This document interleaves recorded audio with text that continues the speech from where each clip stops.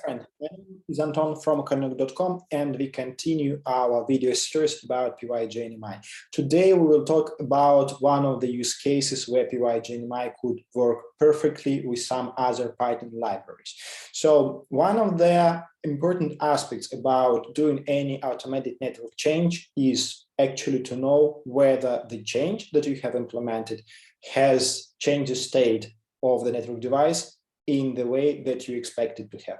Ultimately, we could think that each and every change could have just the three possible outcomes. First outcome is a positive, where basically you have implemented the change, and the configuration change the network device, change the state of their device, operational status, in the way that you expected it to be changed. So everything is aligned with expectation. You have onboarded your customer, you have added new service, everything is fine. So the second type of the outcome could be, let's say, neutral. It means that not necessarily something worked well, however, you haven't affected the device in the negative way. For example, you expected to bring the interface up, but the interface was already up. So you have applied the change, but the operational state of the device was not changed. Or for example, you intended to bring the port up, however, the port and you change the operational state of the change the administrative state of the port from being up or from being down to being up. However, the operational state of the port is not changed because the cable isn't plugged. So something not in line with the expectation, however, not a drama. And the third type of the output is a negative, where technically the outcome of the change was not necessarily opposite to what you expected, but damaging to the service. For example, it was provisioning a new customer, adding a new VLAN to the port, and you have forgot this magic word add or whatever. So you've used the operation replace, if you talk about the netcon for JNMI, and rewrite, and you have rewritten the configuration of the port entirely, deleting other VLANs. So obviously, this is a damaging thing. And what might be the mechanism for you to immediately see where something is going wrong?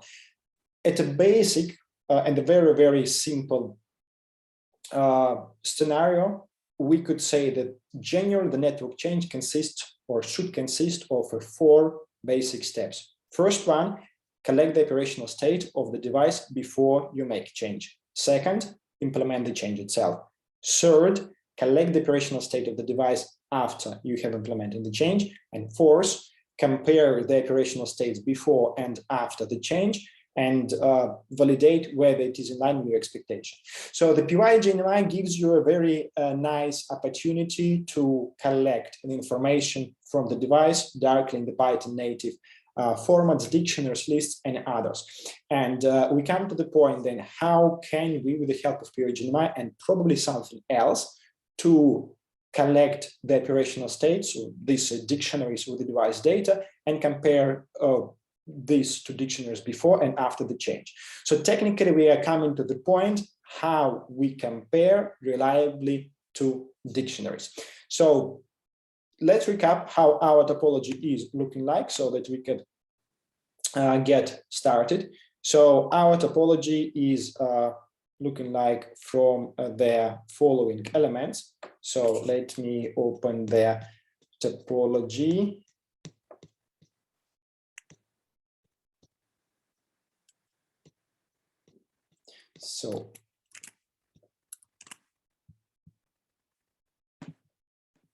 So looking in the topology, we are using the same as in all our previous labs. We have a server running pygnmi. It has both IPv4 and IPv6 addresses, and we have two devices in the lab. Nokia SRS-based router and Arista EOS-based switches. However, pygnmi works with any vendor, whatever you have in your environment. It works perfectly with all type of Cisco SXR, Cisco Nexus. If IOS6 supports IOS6 as well, then Junipers and any other JNMI speaking devices. So once we have recapped our lab, let's take a look what the libraries we are going to use to compare the dictionary. On top of the Python itself, I mean, in the standard distribution of the Python, there are no any library, and you could implement it yourself, probably creating some recursive function to go inside of the elements and see what are the elements ultimately are. However, we might rely on something already existing in open source world. We have looking through their elements, through the libraries existing on the world right now, and I have found this wonderful library. It's called dictdiffer. It was created of one of the company who is part of the CERN project, right? So we could think that probably this library used somewhere in the nuclear reactor and their Android collider and other crazy stuff of the art of technology. Well, probably using this library will be also part of this crazy technologies club. So in simple words, this library allows us to take two dictionaries and compare them. And as an outcome, the library would provide us a simple list of tuples where the information would be contained what actually has changed, basically comparing one dictionary and the second and saying if the value of the elements in the dictionary is compared, this is the values. If the new entry was added, what is the new entry? What if the entry was removed, what the new, or what the entry actually was removed? So basically showing what exactly has changed. This is exactly what we need to compare to dictionaries. So let's take a look in the code how we could use this library together with pygnmi to collect all this information. For that, let's go to the VS Code as usual. So let's create a quick file with connectivity to our devices. So let's call it as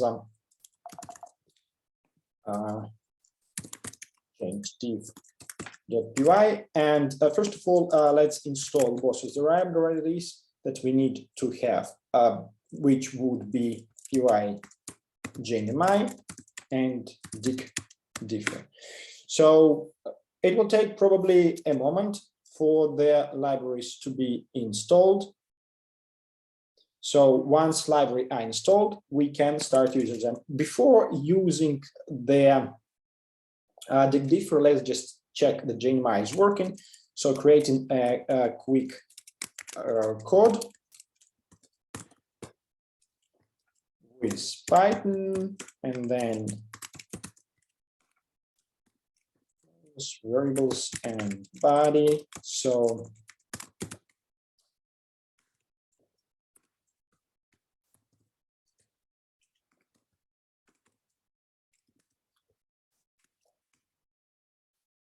then let's input our credential data.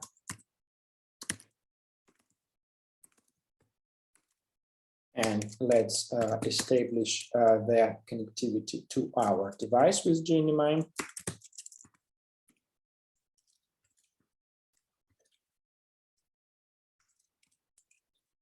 So connectivity data.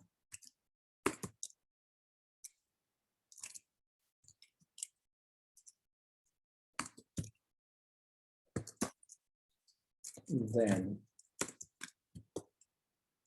I guess I'm using the right words. Then we're using the username.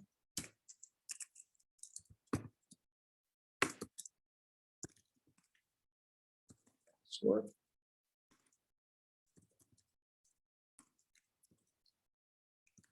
I'm using the encrypted channel.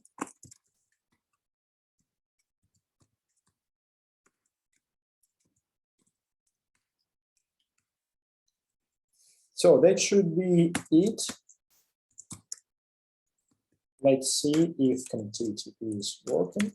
Results.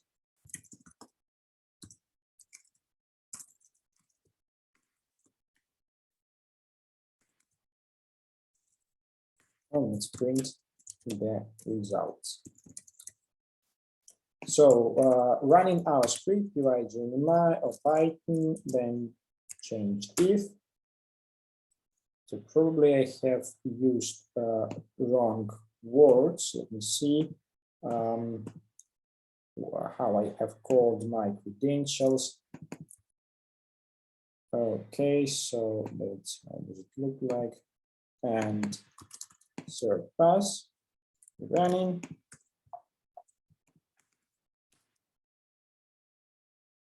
Good. So you see, pygnmi channel is working. So technically, we see that connectivity is established. Now, let's take a very simple configuration example. So what we will try to do, first of all, just to show you, that what are the exact problem and why we might want to add this dictdiffer or any other library to compare to dictionaries. Let's implement the simple change.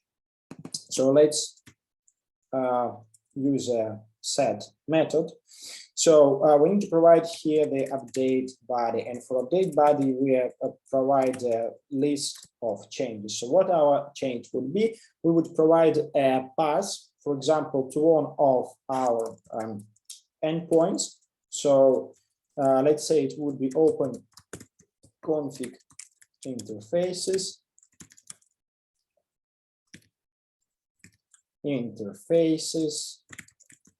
interface name Ethernet 1, and then config. So that would be my path. What I would like to apply there would be a dictionary,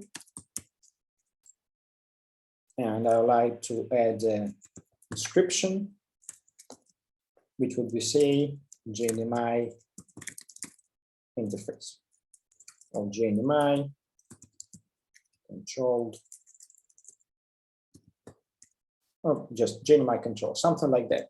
Okay, so let's try to push this configuration. Basically, it's in line with how a pygnmi is working. Update requires us to send list of tuples where each tuple consists of the string, which is the X path, which endpoint we are trying to configure, and dictionary, which is telling us what exactly we are willing to put to the specified X path. So running our configuration. So we're receiving their unexpected, okay, as usual, my favorite typos, description probably should be now better. So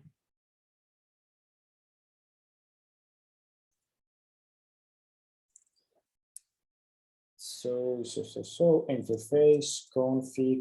Let's see what the error tells us. Error received from the peer. Portal request could not complete it because ref Ethernet name error value not present. Another wonderful Ethernet typo. So, but at least you see that it is not pre-recorded demo and the stuff is really working. Fine. So you see, we have pushed the configuration. We have received back a message telling us that we have a response that for our path operation update. Operation update means that we have used the update message in our set request and it was successful. However, it doesn't tell us whether indeed the change was done or not. So if I would repeat the configuration again, it tells us, okay, update, and again, and update. So we already know that probably by this time from our first configuration, the description was set. And we are still receiving back that the operation was successful without telling us what exactly has changed on the device, whether anything is changed. So let's a little bit amend then our configuration. We'll add our two more steps. So we'll say pre-change dictionary, where we will be using the get operation,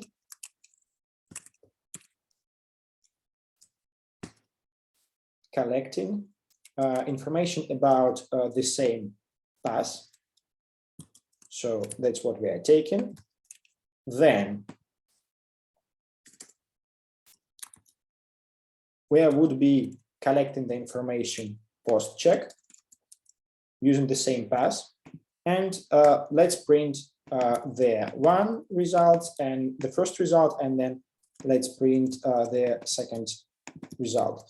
So now if we push our change again, so our script, so we see we are receiving two identical, or at least almost, but I think two identical dictionaries. So we know that something, and if we validate them manually, we will see that we had the description that we are trying to change, set GNMI control, and it retains to be so.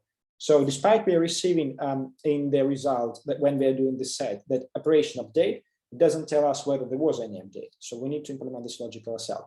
Totally fine. And this is where the dictdiff finally comes to the game. Let's improve this. So we could validate in comparison to dictionary visually with our eyes, but what to do why we need to do this if you could rely on certain wonderful tools. Let's create these two together. So we are taking that from dictdiffer, we are importing the diff function. So this function allows us to provide to the input two dictionaries, and as a result of the work, it creates a generator. So basically, we need to apply the list function in order to collect everything from the generator. So let's create for us this list of changes. So changes list using this diff function. We provide first and second. So first would be predict, and second would be postdict. As said, is provide us by the generator, so we need to put inside list function. So now we can safely see what our changes are. Print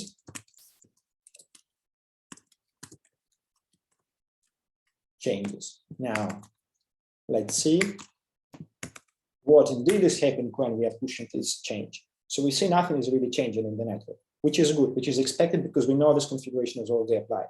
Fine, let's do something more complicated.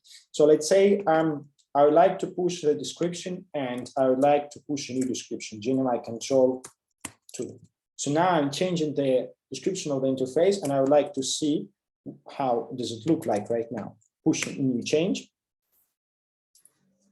Change is being pushed to this device, and we see, okay, in our path, so we could see what the path. So first of all, we see we have a change, which is good. Second, where the change has happened, we see the path in our dictionary. Notification. So let's take a look. Notification is our top level container. We see that notification itself is a list. So we have a 0.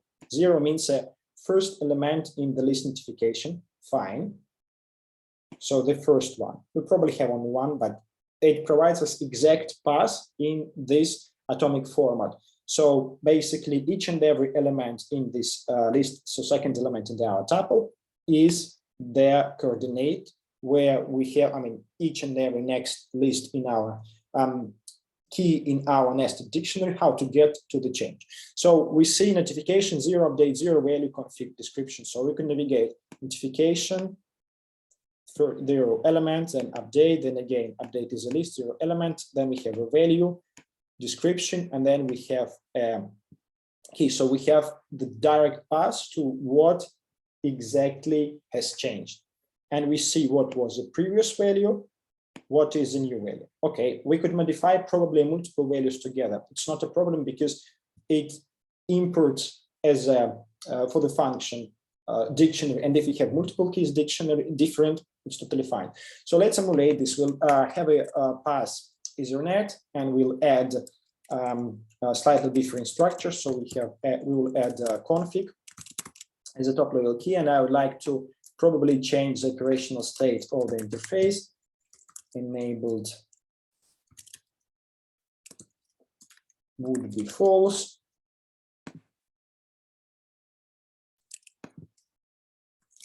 So again, we change the interface description. So we have 2 keys. 1, 2. So pushing our change again, and saying what we are seeing right now. We see a list. Now we have 2 elements in our list, 2 tuples. Each of them contains information about tuple, their modification of the dictionary, whether it is change, then what is the path when the change has happened, and then what was the old and the new value. So that's perfect. That's exactly what we need to have. So with the help of this simple library, which are actually distributed under the MAT license, which makes it absolutely perfect, suitable for all your even commercial applications that you're developing, you can compare it to dictionaries and get exact path in a simple format. We can navigate into our dictionary, then what exactly we have, or we could convert it to a string if you would like to provide in a format of like XPath from our dictionary, how it would look like. Moreover, we would like, we have plans to integrate this dict and give this possibility directly as a part of the pygnmi for CLI or for model usage. So stay tuned, this functionality will come soon. For the time being, you could implement it yourself if you use pygnmi, or you could use it in any other library or any other use case where you would need to compare it to dictionary. Thank you very much for your attention today. I hope you like this idea and you help understand why it is so really important to have the comparison of the dictionaries to understand what changes or what are the impact of the changes in your network. If you like this video, feel free to distribute it everywhere in your social medias, LinkedIn, Twitter, Facebook. Make sure you put like under the comment. Thank you very much. Take care and goodbye, my friend.